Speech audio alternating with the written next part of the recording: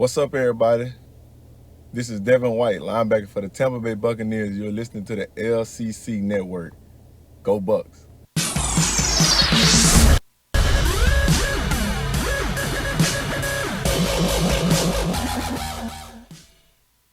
Hey everyone, welcome to the Commissioner's Clubhouse and the LCC Network for episode 2 of 2021. We are a whole round into the NFL playoffs. Last week we went over kind of what happened in the LCC postseason. This time in this episode, we're going to do rapid fire, and we're also going to dive into the top 5 offenses and top 5 defenses from 2020 in the LCC. Who those teams were and how they were able to do that. But first, let me introduce my compadre, Jordan Floyd, back on the show, my co-commissioner. How's it going, man? Back again, back again. That's right. Going good. How are you? Pretty good.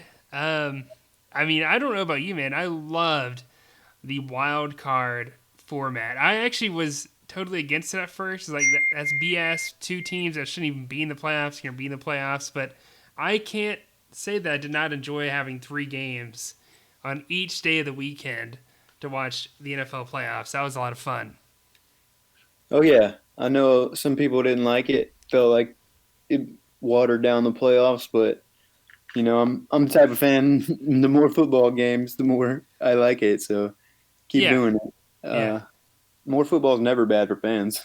yeah, exactly. Or the NFL for that matter. Yeah, It was, revenue. exactly. It was good. I'm surprised, honestly. Like, talking about expanded playoff formats, I am shocked that the NCAA hasn't expanded the college football playoff beyond 4 teams. Could you imagine how much more money they'd be making off that? Oh yeah, I mean it's going to happen, and the only reason it hasn't happened yet is because the 4-team playoff is under contract.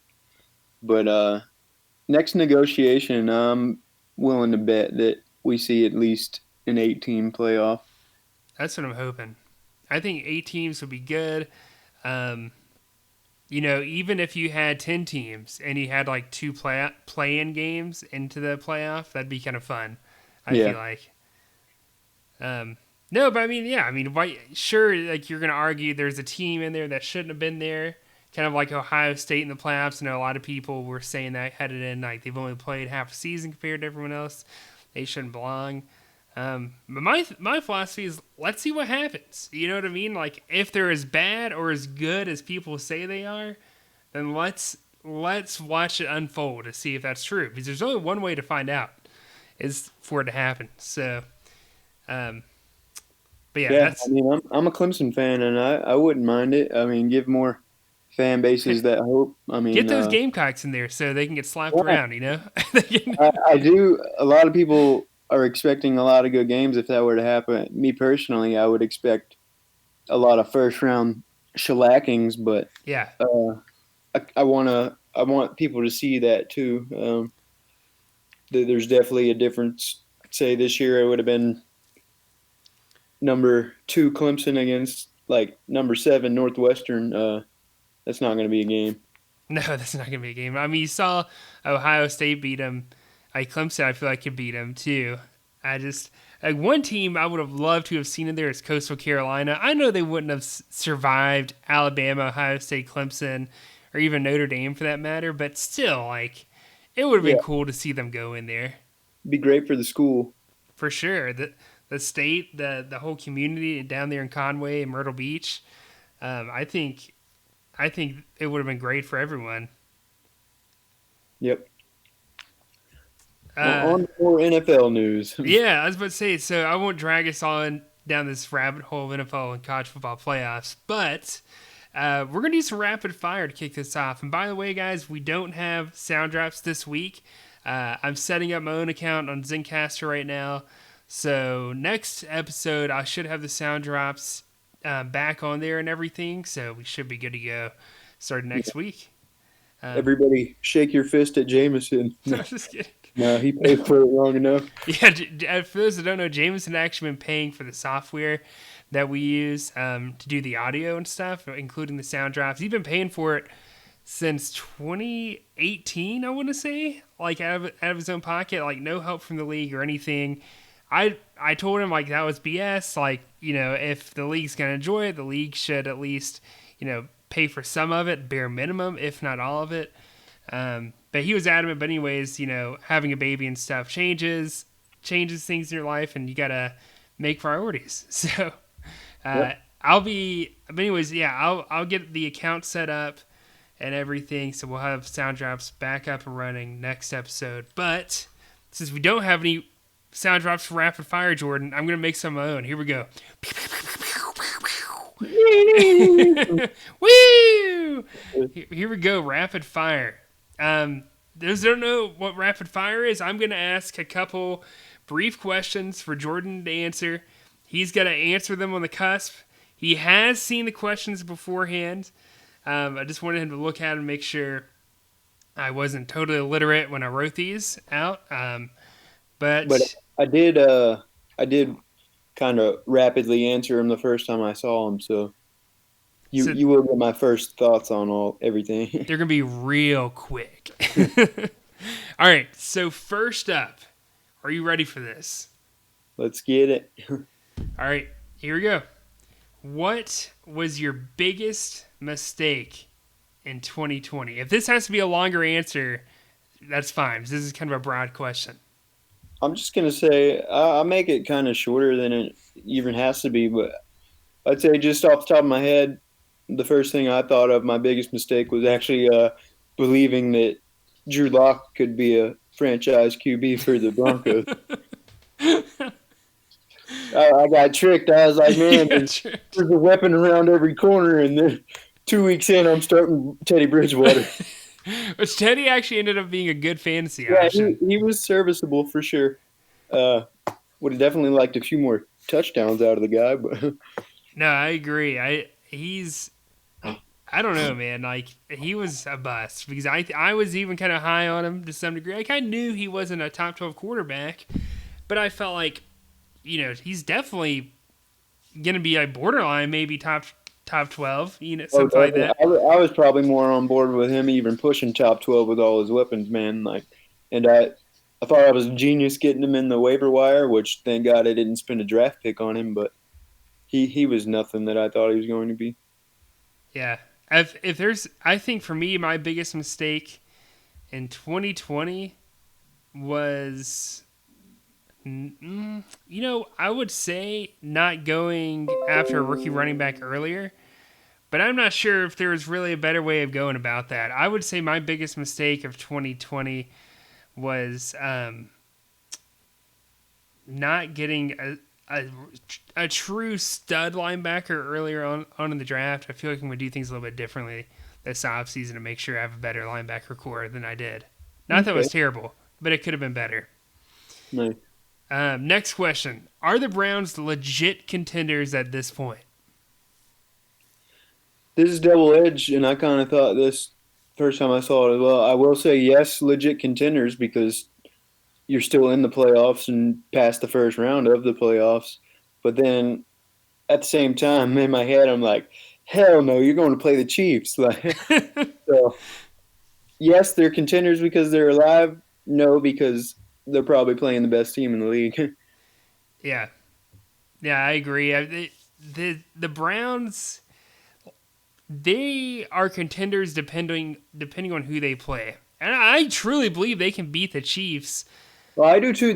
They have the formula to beat the Chiefs. Yeah, they have. Away from Mahomes, it's just their offense can keep up with Kansas City's, in my opinion.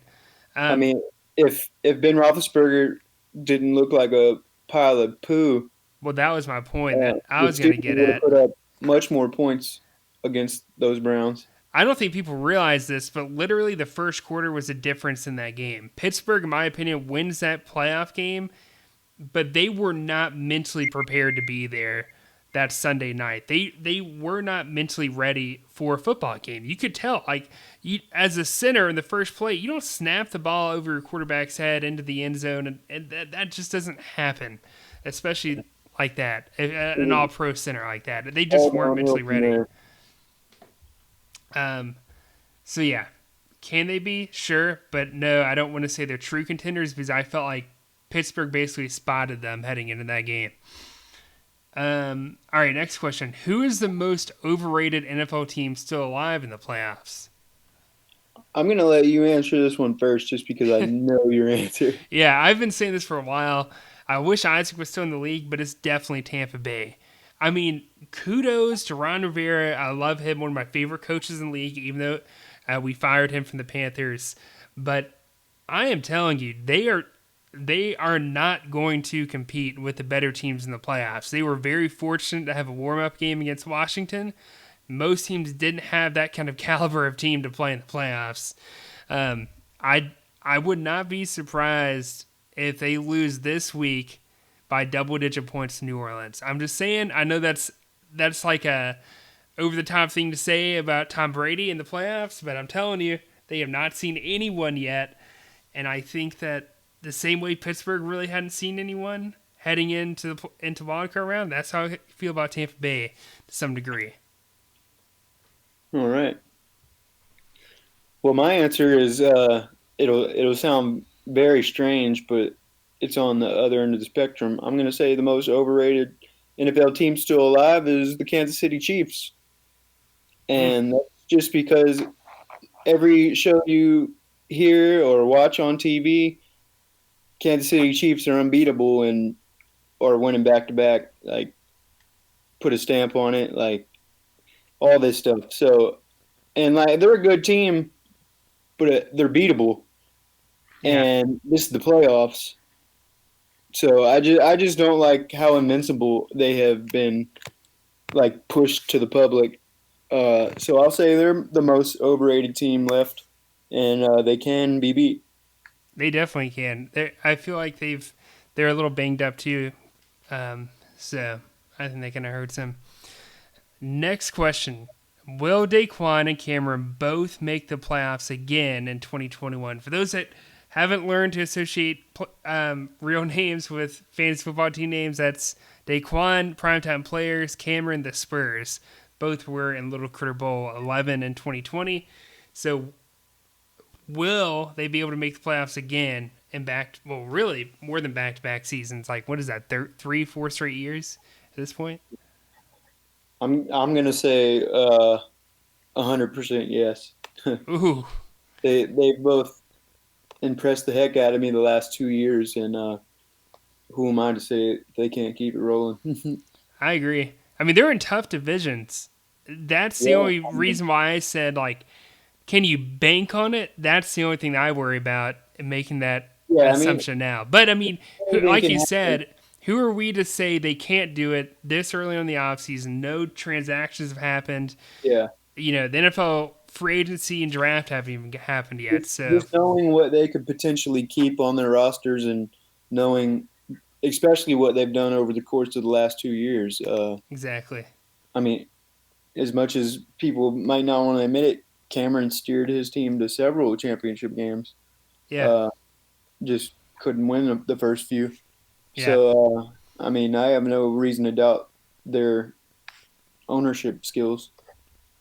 Yeah, I agree. I think it is definitely you're totally right in saying they should make the playoffs again in 2021. They definitely should be able to Yeah. at this point.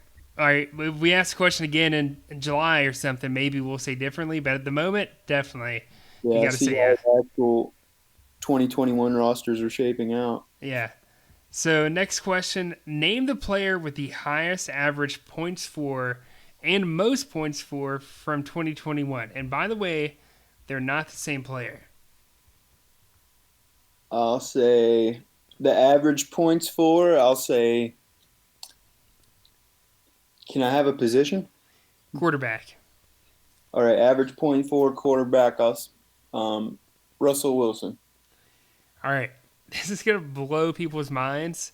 It's Marcus Mariota, who averaged 59 points because he played one game all season long. You tricked me with the sample size. It should have been a minimum qualification. I know. But and the number two was Dak Prescott, who averaged 54 points per game and played 5 games when he got Okay. hurt. And for the most points for total, my guess is going to be, man, who had a big season? Kyler Murray. Kyler Murray would have been correct earlier on in the season, probably through the entire regular season, fantasy regular season, but it's Josh Allen, who finished with 752 points in our league, which is an average of 47 points per game. Whereas Kyler Murray came in third place with 732 points and averaged 45.8. So pretty much nearly the same per game. The difference is week 17 killed Kyler Murray. He had 8 points. He was banged up. He had other games. He'd really been playing hurt, I feel like, for at least half the season, if not more. The NFL season, that is. And that's what killed him. And I said this to Jameson. One thing that does worry me about Kyler, sure, he's young, but the way he forced himself to play that season reminded me a lot of the way Cam Newton did in 2017 and 2018 when he played hurt. Yeah, I mean, he's had a fantastic season, and anyone that'll listen to me, I always say he's the white Cam Newton, so a lot of that makes sense. And the last question, what's your favorite color? Orange. Orange. Mine's blue. That wasn't even supposed to be a question. I just thought of it on the cusp. All right. So we're going to move on to our... Do you have a sound drop for us, Jordan, that you want to sing or say for the Afternoon delights. I got my friend. So we're going to go over the top 5 offenses and top 5 defenses from 2020. Only one team... We talked about this before we started the show. Only one team made it on both the top 5 offenses and both the top 5 defenses. That's pretty hard to do, considering the team that won the championship, actually both teams who played in Little Critter Bowl 11, didn't even make both lists. They made one, but not both. So we'll start with top 5 offenses. Jordan, actually, do you want to do that? Then I can kind of break them down a little bit when we go through the list. Yeah, I'll break down the top 5s, and then you can do a little more analyzing. Okay. I'll just do the offense first and let you go from there. Okay, sounds good. Just because I'm a suspense builder, we're going to go 5-1. All right. So your 5th highest scoring offense of the 2020 season is Mr. Armando. Ooh. And for people who don't know player names, that's Hashling and Slashers. The Hash-slinging Slashers! I try my best. A nice 1581. That was a great attempt at the sound drop, by the way. All right, coming in 4, we got old Billy Lowry. I hope I said your last name right. I haven't said it too often. But I'm blanking on Billy's team name. I know Detroit Bad Boys. Detroit Bad Boys. If you don't know his name, he edged Mondo out by 12 points, coming in at 1593. And coming in at number 3 is Zach. And you say his team name too? Burrow's Body Count. Yeah. Okay, yeah, Burrows. And he made a little jump from 4 to 3. He's at 1665, so outscored Billy by about 70 points. And then coming in at number 2, we got Mr. Cameron Nugent, and which I think Pat said about 2 minutes ago. That's the Spurs, coming in at 1683. And you got a drum roll sound drop for us for our number 1 offense of 2020? There we go. There it was. It's truly Jordan of the Afternoon Delights coming in with offensive 1792, which I'm even surprised about, but beating Cameron by about 100 points or so. Yeah. So let's see. All right. So let's think about this. The difference between 1 and 2 is 100 points, which is a good bit. But when you divide that over 12 games, that's a difference between 8 points per game basically on defense, which really, in the grand scheme of things, it's not a lot. When you think about you're at least starting 3 defensive players, most people are going to be starting 4 defensive players. So that's like, maybe 2 points per player more than the other guy on defense. But 8 points is definitely the difference maker of winning and losing a game. We've seen it like really realistically, within 10 points in our league, you're at you're at threat of losing off a stat change. Like you do not want to be in Yeah, that 10-point threshold if you're the winning team heading into Tuesday. yeah, I Um, agree on that.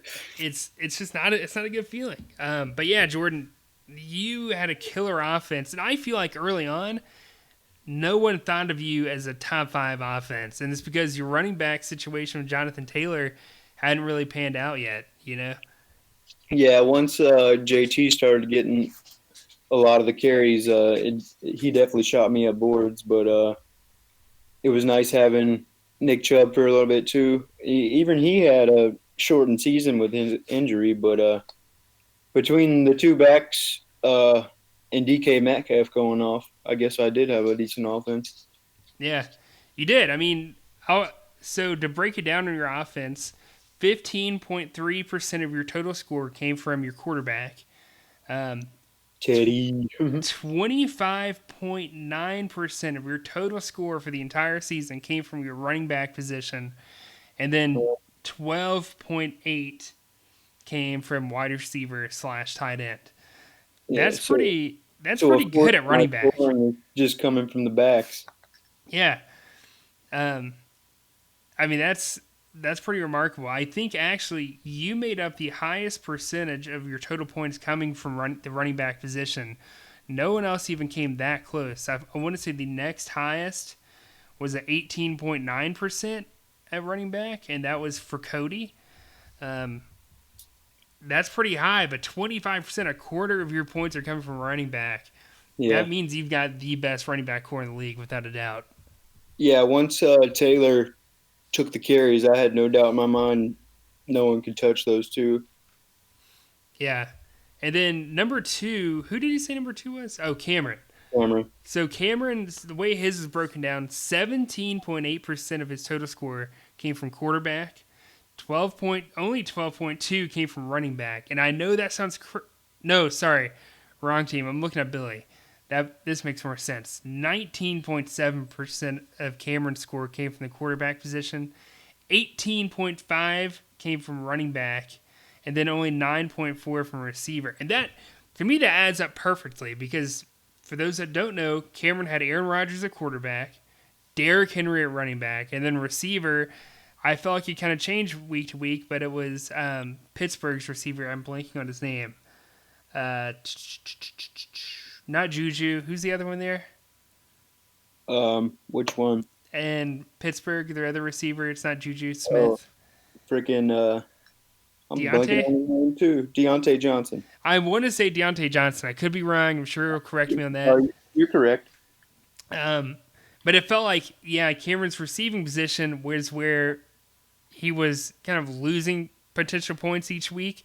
But Derrick Henry and Aaron Rodgers made up for it on the offensive side. I mean, really, his receiver could have gotten him zero, and he probably still would have won games just from the fact that Derrick Henry is getting like 80 points. You know what I mean? Like, Yeah, you can afford a bad receiver when you got that kind of running I mean back. that's a heck of a year from Henry. I mean, I got 25% from my running back position, and when you say he got 19% from his running back position, you're basically saying he got 19% from Derrick Henry. Exactly, exactly. I mean, think about that. You got 25% because you had Yeah, you had a dual running back system. He had 18.5% from one player. That is crazy. That's nuts. exactly. And I'm uh, on mine too. Not to go back, but the one week I didn't get to start Chubb or Taylor, I believe I started Giovanni Bernard for about 35 points Oh my god. in his like only good game that Mixon was out. So this next Zach Burrow's body count 20. He had one of the highest percentage points coming from his quarterback position. He had 20.9 from quarterback, 17.9 from running back, 13.8 from receiver. So I feel like his offense is a little bit more balanced than yours and Cameron's. Yeah. Um, I don't have his roster right in front of me, but who did he pick up after Joe went down? After Joe, let me go pick. Part of me thinks he streamed quarterbacks. I could be wrong. I'm going to go to rosters Pretty really good quick. number if he's streaming them the whole season. So Baker Mayfield, I know at the end of the season that's who Okay. he had. Yeah, Baker He had his Aaron moment. Jones at running back. At the end of the season, he was rocking Nelson Aguilar receiver and Marquez Valdez Scantling. I don't know if I said that right. As his other receiver. Oh, and he had Darren Waller. So Okay. Few huge games from him. yeah, Darren Waller. This is crazy. 408 points for the season. Aaron Jones 437. Darren Waller was an animal. Yeah, I'd say so. And then who was the other guy? Billy Lowry and let me go pull up Detroit Bad Boys real quick. I just looked at his. So 17.8% of his his total score came from quarterback. 12.2 from running back. That's not a good sign. 14.5 from receiver. That tells me one of the best receiving cores in the league, one of the worst running back cores, and a strong quarterback core for My Billy. guy just couldn't get Christian on the field, man. It sucks, dude, because when you put in a pick like that for CMC and you go early in the draft to get a rookie running back like CH and you trade him under the assumption that, well, CMC should come back, dude, Yeah, that blows. if he has a healthy year, that number is probably right there at 19 to 22%, just like the Derrick Henry number is, you know? His running back core at the end of the season, Le'Veon Bell and Jeffrey Wilson. That was it. That was his running back core with Christian McCaffrey out. That's going to cost you. I'm not Yeah. saying you have to have a top 10 running back to win a championship, but it helps. I'll put it that way. I mean, if he has Christian the whole year, He I would wins. make him a heavy favorite to win the whole thing. Everyone in the LCC playoffs I would say was that was Billy, a the two biggest injuries, which we could have made this a category, but the two biggest injuries of the year to me were Billy losing McCaffrey and Colby losing Dak Prescott. yeah, I agree. And we Those can were dive more critical. into that Colby in a little bit. Yeah, and we'll keep it rolling. I don't want to take too much time from the Yeah. defenses. Last one, Mondo, his offense. Let me go pull it up. So 23.8% from quarterback, only 10.2 from running back, and then 16.2 from receiver. That's not good. If only 10% of your total score is coming from running back, you've got something going on. Yeah. Mondo's definitely got to find some RBs next year. Yeah, James Conner didn't pan out. Zach Moss was banged up, especially at the end of the year. Yeah. And really, I didn't feel like he ever got a true shot at being the number one back there anyways. Yeah. So, yeah, he's going to have to find someone this offseason. All right. All Ready to right. move on to top 5 defenses? Let's do it. All right. Top 5 defenses of 2020. Coming in at number 5, we have Maria, a.k.a. She's the Man, a.k.a. the Duchess of Defense. The Duchess of Defense. Yeah. That's a good name. Yeah. If she takes that nickname, she'll just have to give you a little shout out, you know? That's for real. But she come in with a pretty good 1852, which, if you remembered any of the numbers from the offensive side, is the number 5 defense has already outscored my number 1 offense. So a little something for y'all to think about. But moving on, number 4 in scoring defense is Peyton, and I believe his team is Abusement Park, correct? Yeah, it is. Yep. And he came in with 1880 scored, another impressive number. And at number 3 on total scoring defense, we actually have a tie between Daquan and BP at 1966. And Daquan's team is the prime time players. And what's Billy Powell's team name? Beg for G-Rag. Beg for G-Rag. I'm blanking on a lot of team names tonight. I know who you guys are, I promise. But that's a 3-way or a 2-way tie at number 3 overall, which I wouldn't have guessed we could have somebody that just tied identical like that, but that's pretty cool. But Yeah. So number 2 overall, we have our only player popping up in both top 5 categories, which this leads to the suspicion we thought Billy might have won it all if McCaffrey was healthy. But Billy slides in at number 2 overall in scoring defense as well, with a healthy 1994. So good job, Billy. And you want to give the drum roll for the number 1 defense? We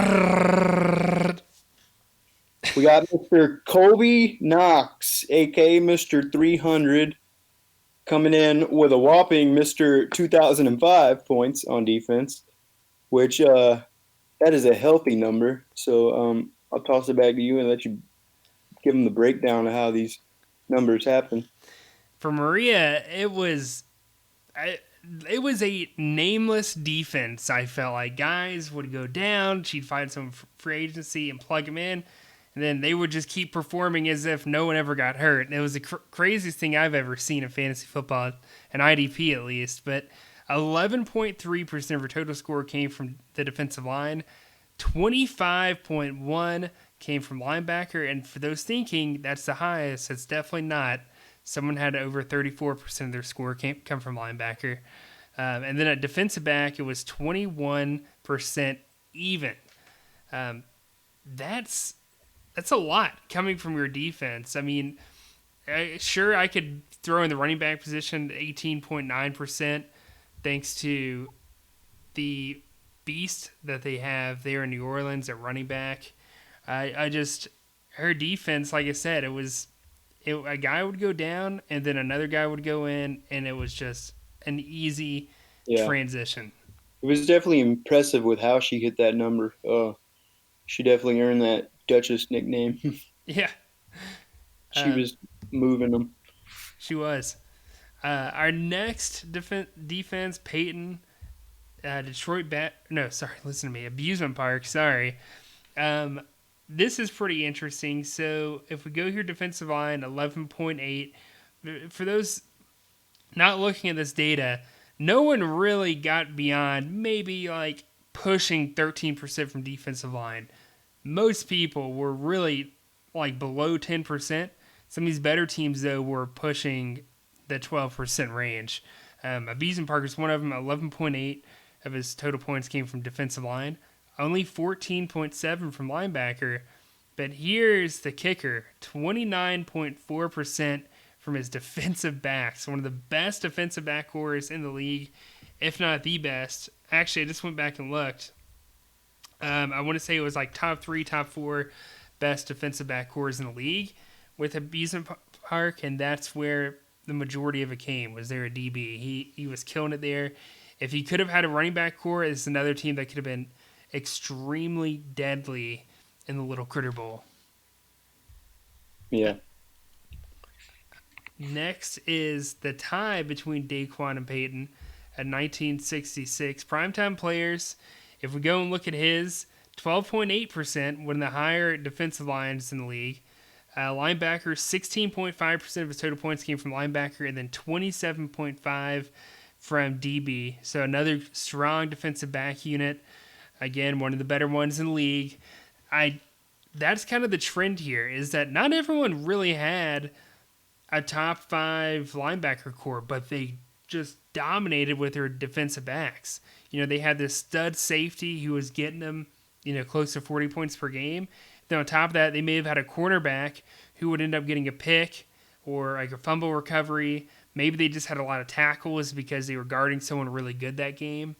That's how some of these teams did so well, is because they had a very strong defensive back core. And I know Jameson and Cody would be rolling their eyes at me right now, but I'm telling you, I think personally defensive backs actually should be valued more than they are in our league, because of the fact that you could end up having 2 guys that could get you 40 points every single game.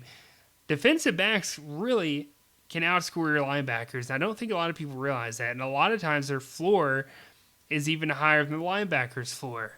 So that's just me. That's my hot take on that. But again, Daquan did it with his defensive backs. Again, I'll give him that eye roll for y'all. I do the eye roll. BP. Let me scroll down to his stuff real quick. Beg for G-Rag. I think it passed it. Hang on. There we go. Okay. So beg for G-Rag, 11.1% defensive line, 17.2 linebacker, and here we go again, another trend, 28.2% of his total points from defensive back. Again, had a good system in place, 2 guys he could consistently roll in each week and easily get more than 30 points per game out of. Not a bad flex position for sure, and it paid off for Peyton. Next, we got Billy Lowry. Again, the only team to make the top 5 list in both categories. At defensive line, one of the lower ones, only 8.6% came from his defensive line.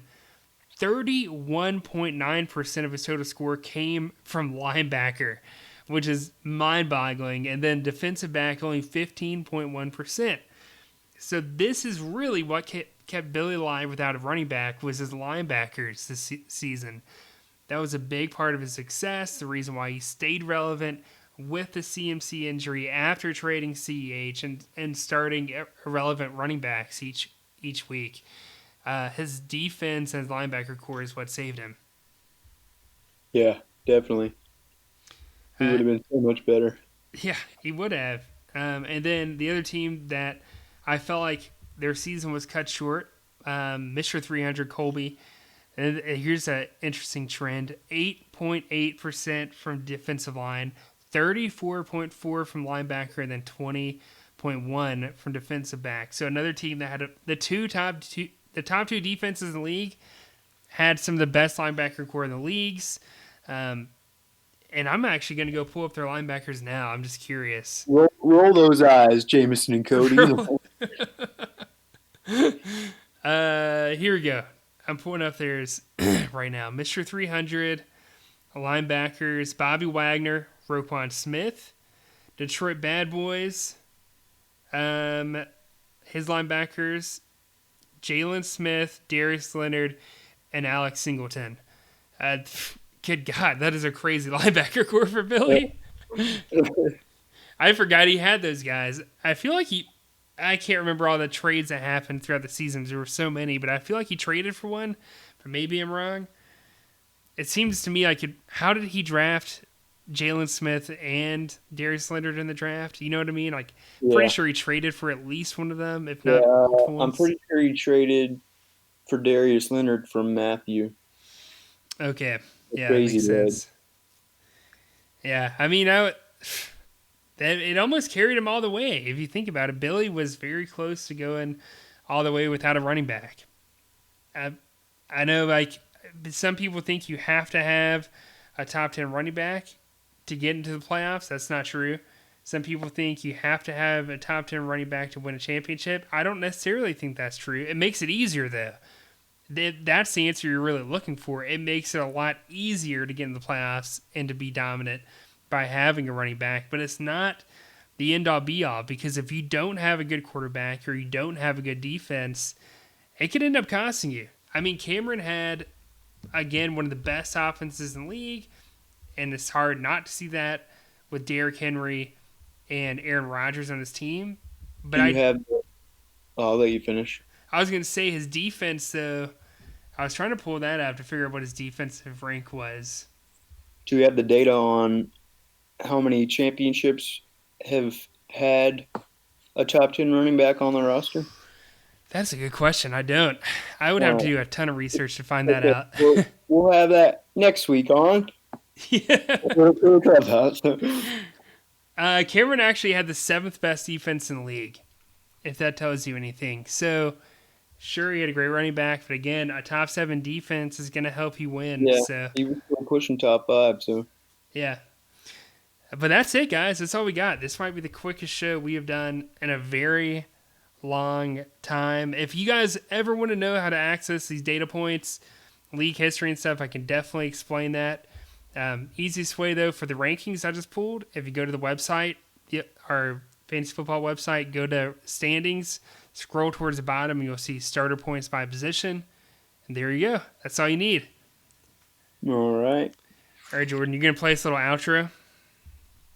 Did you want? We don't have to, but did you want to predict the divisional round? Or Oh yeah, I'm glad you stopped me. All right, let's make it official. Who are we taking in the divisional round of the playoffs? all right, first game Saturday is Rams Packers. Who you got? Ooh, I'm going Packers. I'll go Packers as well. Second game on Saturday, Ravens Bills. Who you got? I'm gonna go Bills. I'm gonna go Bills as well. I won't be surprised if the Ravens win that though. Bills are my team to win it. By the way, it's Super Bowl. That's my team. My team, they're my team to go to the Super Bowl, but The team I I'm don't know. pulling for are the Browns, but I don't expect them to go. So All right, speaking of them, first game Sunday, Chiefs Browns. Chiefs Browns. Like part of me wants to go the upset here with the Browns, but I'm gonna go Chiefs. I'm gonna go Browns Chiefs. is Browns. I'll go with the Chiefs. If I hope somebody got that Juju reference. Wait, what did you say? The Browns is the Browns. The Browns is the Browns. uh, but I'll go with the Chiefs. But in the last game, you got two legendary quarterbacks battling it off on two of my least favorite teams in the NFL, the Buccaneers and the Saints. Who you got? I obviously had to go New Orleans because I picked Tampa to be the biggest bust. Don't let me down, New Orleans. I hate you, and I want Tampa Bay to win, but don't let me down. Yeah, I'm gonna go Tampa. Uh, I think their defense makes a few more plays, and I just hate the Saints a little bit more. Yeah, I do too. All right, you gonna play our outro now? Oh, which one do you want? Something upbeat. All right. All right, there y'all go. All right, we'll see y'all next week, week 3. Uh, See y'all Give me later. that gold.